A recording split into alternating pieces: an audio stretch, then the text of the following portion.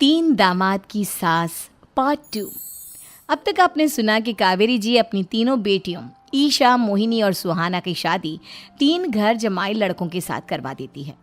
उन्हें लगता है कि ये लड़के शायद घर का कामकाज संभाल लेंगे, लेकिन उनके तीनों घर जमाई बहुत आलसी थे।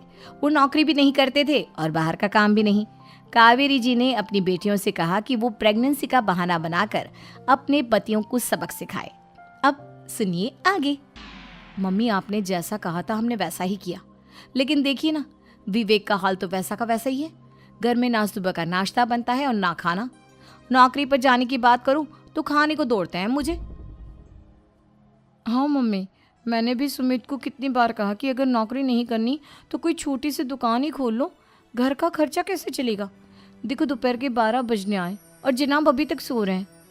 हाँ मम्मी, ईशा और सुहाना ठीक कहती हैं। अविनाश का भी यही हाल है। जब मैंने अपनी प्रेगनेंसी के बारे में कहा तो मुझसे कहने लगा, अरे दूसरी लड़कियां तो 9-9 महीने तक नौकरी करती है, बस डिलीवरी के टाइम छुट्टी लेती है। मोहिनी, तुम भी नौकरी करो। अब मुझे कहाँ नौकरी मिलेगी? मम्मी बताओ, अब मैं क्या करूँ?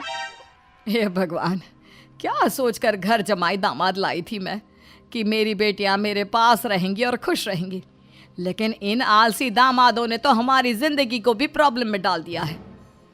मैं तो कहती हूँ मम्मी, हम लोग वापस अपनी जॉब पर जाना शुरू कर देते हैं। बता देते हैं इन लोगों को कि हमने प्रेगनेंसी का बहाना किया है। नहीं नहीं बेटा, ऐसी गलती भी मत करना। अगर तुमने ऐसा किया तो इन तीनों की आदत और ख़राब हो जाएगी। अरे आज नहीं तो कल कभी तो तुम प्रेग्नेंट होगी, तब वापस यही प्रॉब्लम आएगी। तब क्या करोगी तुम तीनों? हाँ मम्मी, आपकी बात तो बिल्कुल सही है। इन लोगों को तो सुधारना ही पड़ेगा। लेकिन कैसे? अपने बच्चों के आने की खबर सुनकर भी इन लोगों पर कोई असर नहीं हो रहा। पैसे कमाने के लिए घर से बाहर निकलना ही नहीं चाहते ये तीनों। अब मेरे दिमाग में एक प्लान आया है। तुम तीनों चिंता मत करो, उन तीनों को बुलाओ, फिर मैं बात करती हूँ। थोड़ी देर बाद कावेरी जी अपने तीनों दामादों को सामने बुलाकर अपनी बात कहना शुरू करती हैं। अविनाश, सुमित और विवेक, देखो बेटा, मैं ना तुम तीनों से बड़ा प्यार करती हूँ, इसीलिए तो तुम्हें घर जमाई बना कर रखा है मैंने। अरे मम्मी जी, सीधे सीधे कहिए ना, क्या बात है?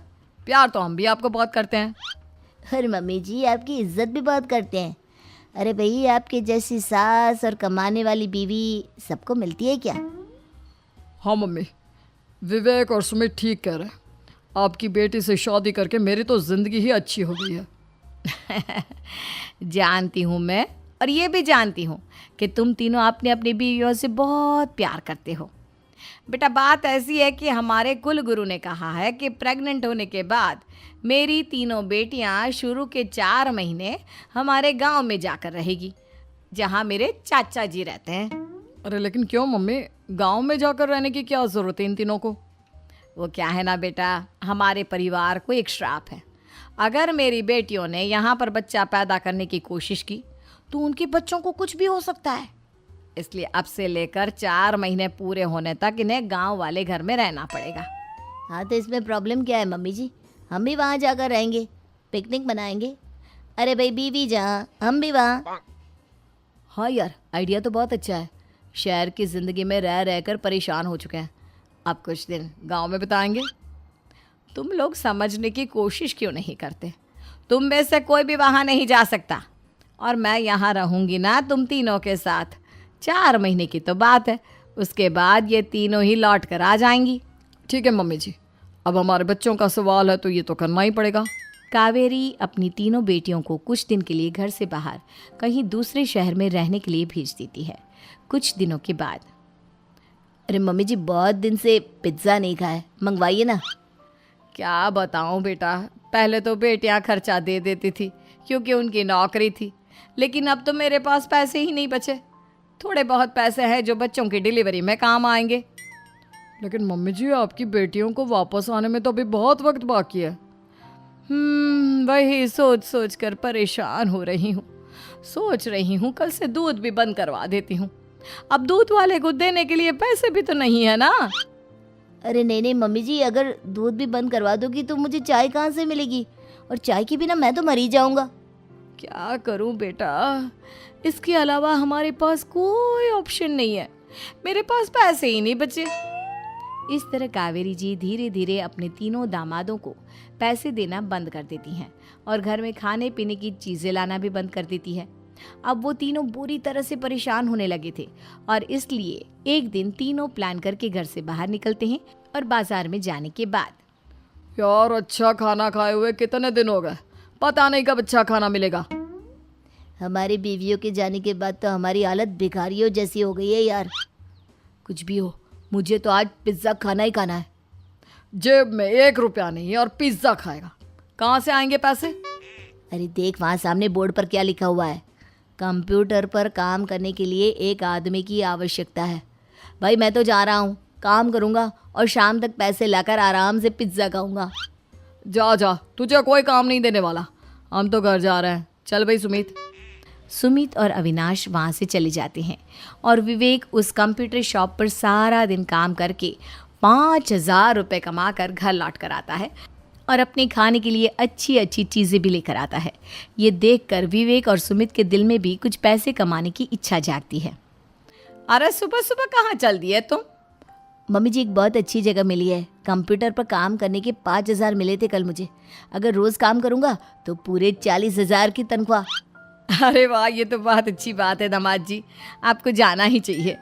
सुमित और अविनाश विवेक को इस तरह तरक्की करते देखकर परेशान हो जाते हैं और वो दोनों भी काम की तलाश में निकल पड़ते हैं। धीरे धीरे उन दोनों को भी काम मिल जाता है। अब कावेरी के तीनों दामाद छोटी मोटी नौकरी करके अच्छा पैसा कमाने लगे थे। एक दिन कावेरी उन्हें अपने पास बुलाती हैं। अरे वाह, विवेक 40,000 कमा लेता है, अविनाश 60,000 और सुमित तुम भी 40,000 के आसपास कमा ही लेते हो। कुल मिलाकर तुम अच्छे खासे पैसे कमा रहे हो बेटा। हाँ मम्मी जी, बहुत मज़ा आता है जब महीने के एंड में मोटी रकम हाथ में आती है। पूछिए मत मम्मी जी, घर में रहकर रोटी बना बना कर औरतों जैसा महसूस होने लगा था मुझे तो। हाँ बेटा, तुम तीनों की बात तो बिल्कुल ठीक है और जानते हो अब तुम तीनों की पत्नियां भी वापस लौट कर आने वाली है। लेकिन मम्मी जी अभी तो उन्हें गए सिर्फ 2 महीने हुए हैं, आपने तो कहा था वो 4 महीने के बाद लौट कर आएंगी। ऐसा कुछ नहीं है बेटा, मैं सिर्फ तुम तीनों को सबक सिखाना चाहती थी कि आदमी घर में बैठकर बीवी की कमाई खाता हुआ अच्छा नहीं लगता। इस दुनिया में हर इंसान को मेहनत करनी चाहिए, काम करना चाहिए, चाहे वो औरत हो या आदमी, ताकि अपने परिवार को संभाल सके। कावेरी की बात सुनकर उन तीनों को अपनी गलती का एहसास होता है और कावेरी उन्हें सच बता देती है कि ईशा, सुहाना और मोहिनी शहर में ही कहीं दूसरी जगह रह रहे थे। शाम के वक्त उन तीनों की पत्नियां लौट कर आ जाती है और कावेरी जी का परिवार एक खुशहाल परिवार की तरह रहने लगता है।